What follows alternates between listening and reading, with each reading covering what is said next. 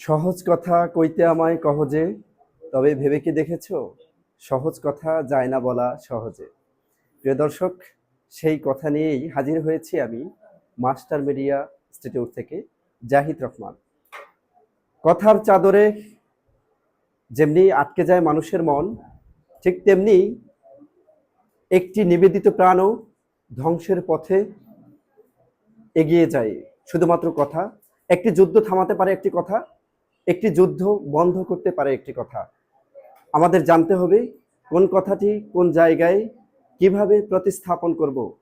সবকিছু মিলে যদি আমাদের কথাটাই ঠিক থাকে, তবেই আমাদের বিশ্ব জয় করার মতো একটি জয় আমাদের সামনে এসে উপস্থিত হবে।